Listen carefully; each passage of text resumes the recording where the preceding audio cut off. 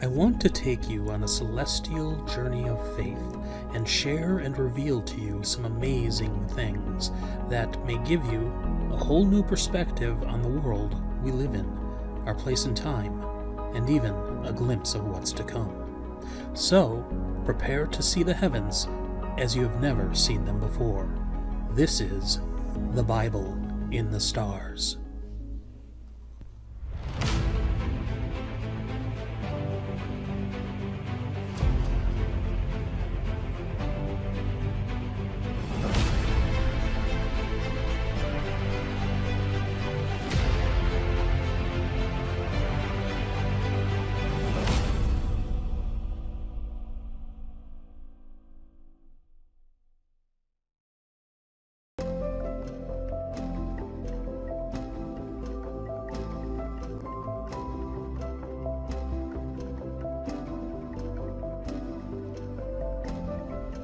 Time, an inescapable attribute of the human condition, a journey upon which all who enter into this world must partake.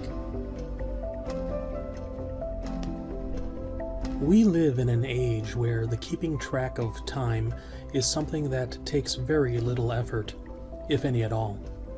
All that is required to know the exact month, date, hour, and minute of our present reality is to take a quick glance at the home screen of the phone in your pocket. For the ancients, however, things were not quite so easy. It says very early on in the Bible that the sun, moon, and stars were given for the purposes of keeping time. They were to be for signs and for seasons and for days and years, according to Genesis chapter 1, verse 14. All our modern systems of timekeeping were mere derivatives of the going-ons taking place in the heavens above. Even where our chronological methodologies have departed somewhat from the orbits of celestial bodies, there still exists an echo of the sources from which they were derived. Take, for example, the word month. The term is derived from the word moon, which hints at its origins. Although the modern moonth, or month as we know it, no longer is tied to the lunar phases, it still bears a faint resemblance to its source in its approximately 30-day, on average, monthly cycles. By understanding where our modern calendar and system of timekeeping came from, and how the ancients understood their systems of time, we can begin to open up a world that reveals much more than just the mere ticking off of segmented moments into the future. You see, for the ancients, timekeeping was more than just a mere measurement of our passage through this life. It was a vast canvas upon which the Creator painted incredible stories and communicated divine ideals to a humanity perched far beneath the starry firmament. Many of these stories are echoed themselves, often in corrupted form, through the various astronomical histories of many cultures around the globe. It is the proposition of this video, however, to show that the true uncorrupted story laid out in the stars above is in fact biblical in origin, that there is a retelling of the very words of God found in the Holy Scriptures in the stars above.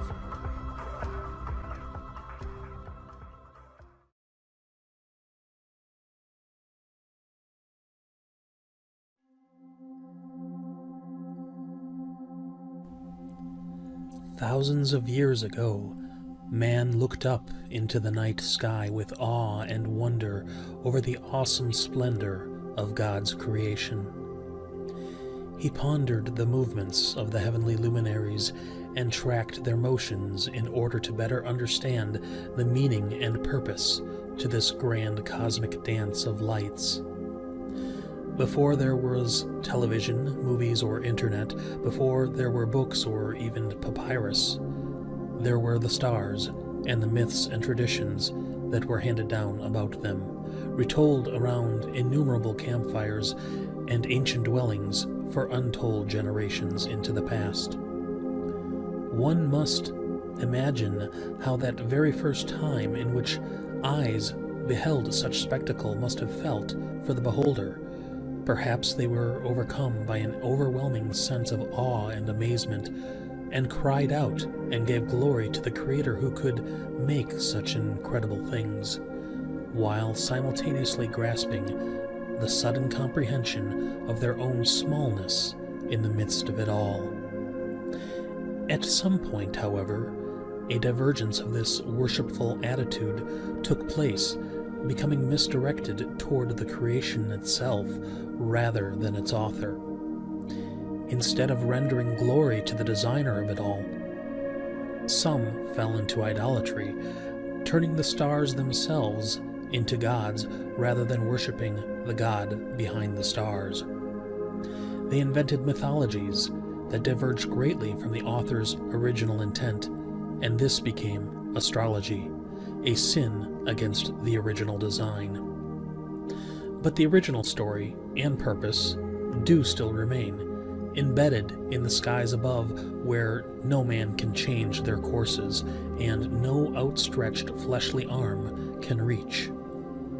The sky is and has always been God's clock in the heavens, as described in the Bible, and despite the attempt of man to write into the heavens their own versions of his story, the signs and omens which he prescribed remain untouched for a captive audience below. To understand the mechanics of God's cosmic clock, we must first look at how the ancients saw and understood the skies, and only then will we begin to acquire the tools necessary to reveal the messages and meanings entrenched within them.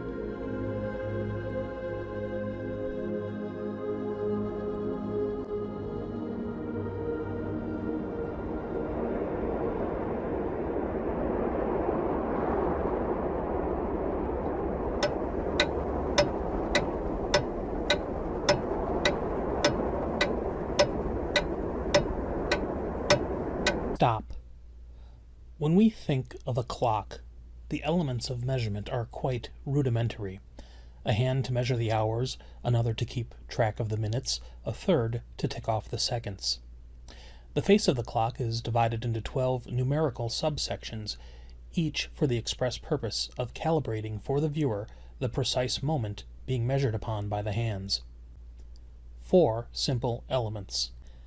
That is, unless, of course, your clock is an alarm clock, in which case we can add a 5th element, an arbitrary appointed time set to alert the hearer of some preordained event. Or perhaps it is an hourly chime, a non-arbitrary event which is periodic in nature. Perhaps the clock is a stopwatch, measuring minute fractions of a second, or a digital clock, with the ability to show days and months, or a reminder of some key event or task, like some of the apps on your computer or phone. Clocks can measure many elements of time. But ask most of us to picture an analog clock in our mind, and we think of those 3 hands of measurement: hours, minutes, and seconds.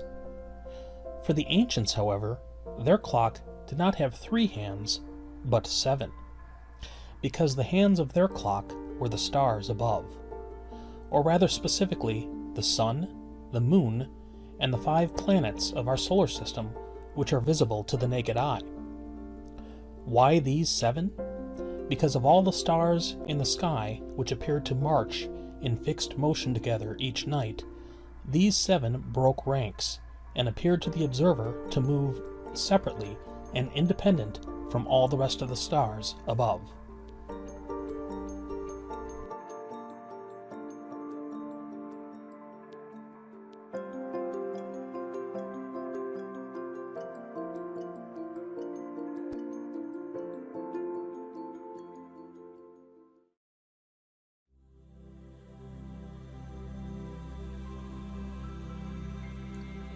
Let us therefore now endeavor to understand these 7 hands of God's clock in the heavens, and how the ancients used them to tell time. First, however, we must begin with the face of the clock, for without a clock face as a frame of reference, the hands of the clock would become meaningless. On an earthly clock, we know that there are 12 divisions of hours and that the 12th hour is positioned at the top of the clock. It is both the starting point and end point simultaneously for each cycle of the clock's hands. In the clock in the sky, however, instead of numbers as a frame of reference, we have constellations, or rather specifically, the 12 constellations of the zodiac. Each of these 12 signs serves as a number on the cosmic clock. As the Earth rotates about on its axis over a 24-hour period, we are given a view of each of these 12 signs over the course of a night before they again return to their starting point one full day later. Indeed, the entirety of the stars above rises and sets daily, just as the sun, moon, and planets do. This is the face of the clock. However, even though the sun, moon, and planets rise and set daily as do the stars, these 7 each move at different paces than all the other stars, so that their daily rising and setting will not appear to be in tandem with the rest of the sky.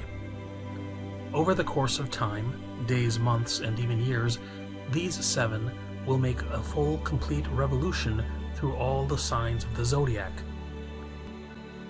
before returning back again to their original positions. Each will do its own separate pace through the night sky. If the stars are the face of the clock, then these are the 7 hands. Because the sun moves through the zodiac over the course of a year on average, we have the net effect of seeing the stars rise and set a little bit differently with each passing night. This is caused by the orbit of the Earth around the sun annually. With each month that goes by, we will see on average a new sign of the zodiac rising and setting with the sun, so that the face of the clock itself will appear to make one full revolution over the course of a year.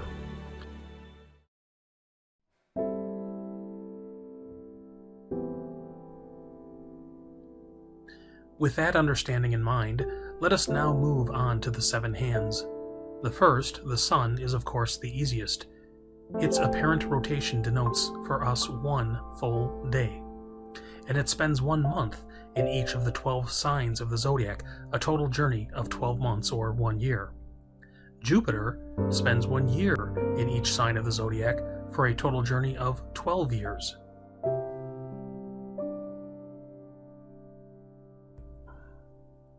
The moon takes about 29.5 days, as we mentioned, to make a full zodiac cycle and bypass the sun again. Saturn takes about 29.5 years to traverse the zodiac before returning to its original position. The sun will, of course, appear to rise and set 365 times during the course of the year, plus approximately 1 quarter day extra. Because of the extra quarter day, there is a leap day added to the calendar every 4 years on February 29th on the Gregorian calendar. This is what is known as a solar calendar. That is to say, its year is derived from the annual revolution of the sun around the 12 signs of the zodiac every 365 days. Except, of course, on leap years, where the number of days becomes 366. A lunar solar calendar, however, as was used by the ancients, is tagged instead to the 12 annual cycles of the moon through the zodiac. Because the number of days in 12 lunar months does not exactly equal the number of days in 1 solar year, this necessitates a leap month to be added every few years or so. These 2 calendar types, the solar and lunar solar, come into alignment every 19 years when the phases of the moon for any given day roughly match their positions on the solar calendar from 19 years prior. This is what is known as the Metonic cycle. Mercury and Venus are inner planets. They are never more than 1 or 2 signs away from the sun at any given time, and will dance around it constantly with their orbits, not unlike a pair of pet dogs on a leash following their owner on a brisk walk through the zodiac each year. Mercury's orbital leash keeps it within a range of one sign from the Sun, while Venus will stay within 2 signs of the Sun. Mercury will appear to loop around the Sun roughly somewhat about every 4 months or so, whereas Venus will appear to do so about every 19 months. However, the orbits of Mercury and Venus around the Sun will form patterns over the course of years.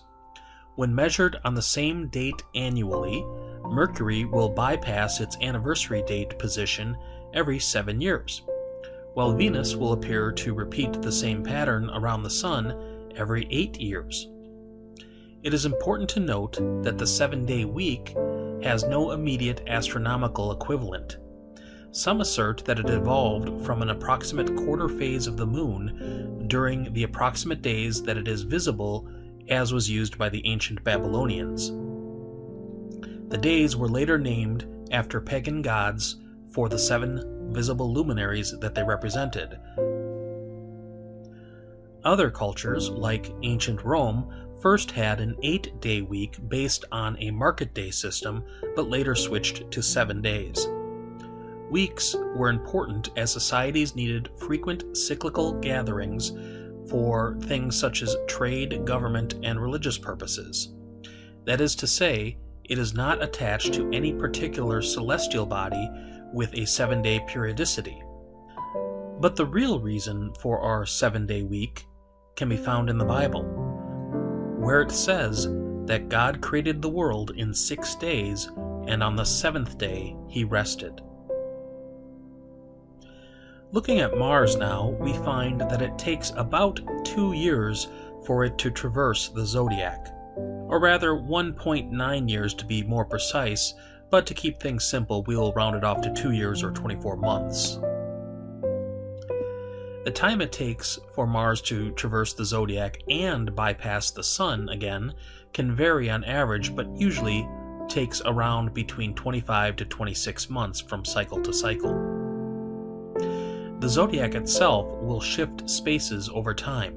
This is due to the Earth's wobble on its axis, and takes about 25,000 to 26,000 years to complete a full cycle. This is called the Great Year or Platonic Year. This effect causes seasonal shift, so that where once the first day of spring may have begun in one sign of the zodiac after approximately 2,000 years or so, it will begin in the next sign over. In reality, this is closer to 2,200 years, but we will round it off to 2,000 to keep things simple. There are a total of 12 of these shifts in one complete Platonic year. These periods, or shifts, are known as ages. The end of one age and the beginning of another is a debated topic, and it is not precise, since there is no actual observable line in the sky separating one sign of the zodiac from the next. It is presently believed that we are leaving the age of Pisces and beginning to enter the age of Aquarius. A planet passing through a sign in the zodiac will sometimes backtrack for a period of time before moving forward again. This is called a retrograde motion, and its observation is caused by the Earth passing by that particular planet as it orbits the Sun. Mars, for example, will spend on average around a month and a half in each sign of the zodiac, yet can spend as much as 7 months in a sign during retrograde. So then, we see that there are 3 types of cycles to the stars. The 24-hour daily cycle, for the stars to make one rotation around the night sky. A yearly cycle, where a new sign of the zodiac will rise and set with the Sun each month. And the Platonic year, where the spring equinox will shift over one sign, denoting a new age about every 2,000 years or so, taking 12 ages to complete one full cycle.